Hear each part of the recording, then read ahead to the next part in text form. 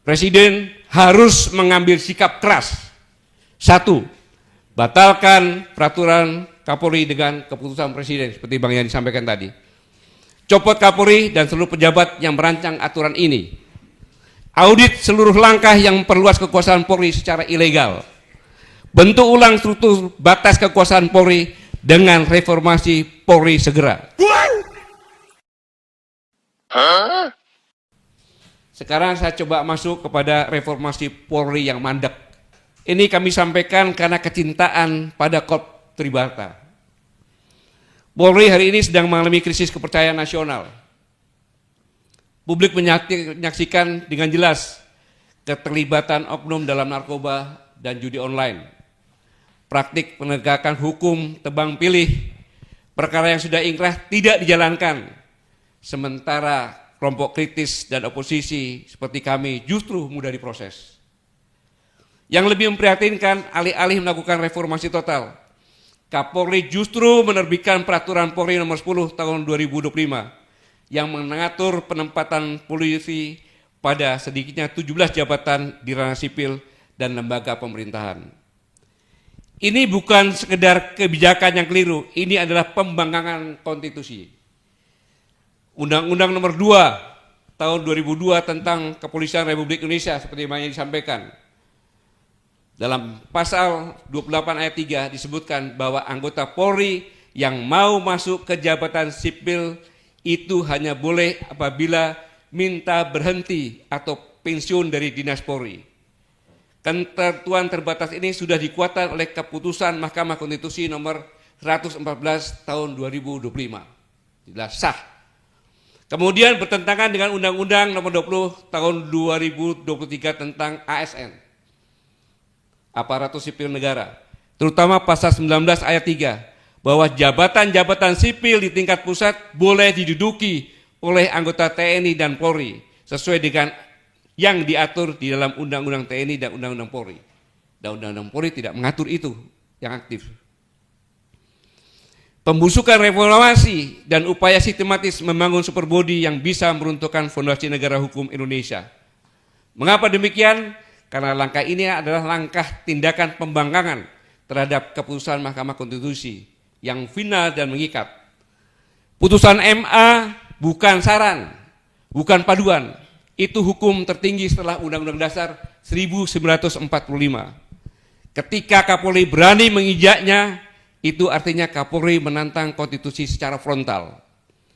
Dan lebih berbahaya lagi, tindakan ini dilakukan tanpa konsultasi politik, tanpa mandat presiden, tanpa dialog publik, seolah-olah Polri adalah entitas yang berdiri di atas negara. Ini sangat berbahaya. Inilah sebenarnya definisi negara dalam negara, dan kita sedang melihatnya tumbuh di depan mata. Polri menuju superbody. Kepala negara harus mengerem atau tergerus. Ketika polisi aktif bisa duduk di BSSN, BNPT, Basarnas, Imigrasi, Bea Cukai, Bakamla, BNN, dan seterusnya, maka Polri sedang memetakan pengaruh semua sektor strategis negara. Saya ulangi, Polri sedang memetakan pengaruh ke semua sektor strategis negara. Keamanan, data cyber, logistik, pergerakan manusia, penegakan hukum, intelijen teknis, hingga kebijaksanaan publik. Inilah fase superbody lembaga yang menguasai struktur negara dari hulu sampai dengan hilir. Namun apa arti reformasi ketika Polri masuk ke lembaga sipil tanpa batas? Polri memperluas wilayah kekuasaan tanpa mandat. Polri mengabaikan keputusan Mahkamah Konstitusi. Polri ingin menduduki hampir seluruh ruang negara. Itu bukan sekedar kegagalan reformasi, itu adalah pengkhianatan terhadap reformasi. Negara hukum tidak boleh dikelola dengan logika kekuasaan bersenjata. Negara yang sehat dijalankan oleh birokrasi profesional, bukan pendekatan keamanan sebagai jalan pintas. Kapolri telah melampaui garis merah. Kapolri telah melampaui batas reformasi 1998. Kapolri bahkan telah melampaui keinginan presiden. Kapolri berjalan sendiri. Kapolri bermain di luar garis komando. Kapolri menciptakan realitas kekuasaan baru tanpa mandat politik.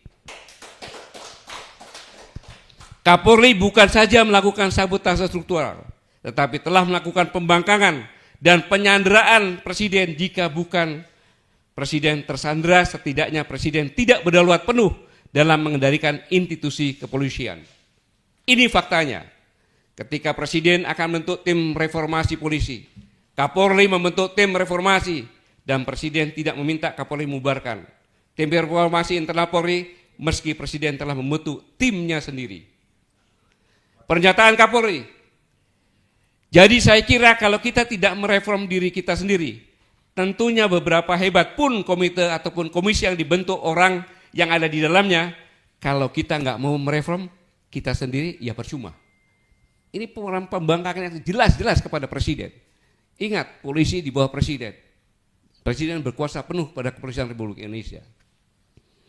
Kapolri menerbitkan peraturan Polri nomor 10 tahun 2025 yang mengatur penempatan Polri pada sedikitnya 17 jabatan di ranah sipil dan lembaga pemerintahan yang ketiga ini. Kapolri menjalankan agenda sendiri meski ada keputusan resmi Presiden dan keputusan Mahkamah Konstitusi. Artinya, ini adalah insubordinasi institusional. Level yang paling serius, paling tinggi dari kata insubordinasi. Karena bukan sekedar membangun personil, bukan sekedar membangkang personil, tapi membelokkan arah institusi yaitu Polri dari kehendak konstitusi negara. Ini sangat berbahaya. Presiden harus mengambil sikap keras. Satu, batalkan peraturan Kapolri dengan keputusan presiden seperti Bang Yani sampaikan tadi. Copot Kapolri dan seluruh pejabat yang merancang aturan ini. Audit seluruh langkah yang memperluas kekuasaan Polri secara ilegal. Bentuk ulang struktur batas kekuasaan Polri dengan reformasi Polri segera. Jika presiden tidak bertindak, maka akan tercipta presiden mematikan. Lembaga penegak hukum bisa melawan hukum. Anak buah bisa melawan komandan dan komando. Institusi bisa melampaui negara.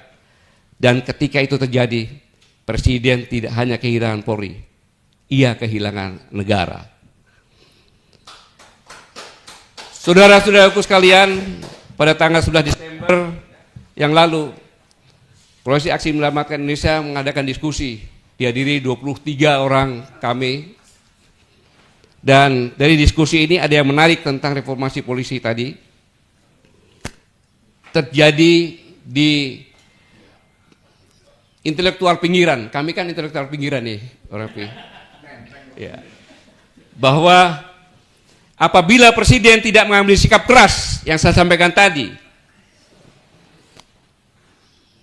maka akan terbentuk persepsi publik. Saya ulangi, apabila presiden tidak mengambil sikap keras yang saya sampaikan tadi, maka akan terbentuk persepsi publik sebagai berikut.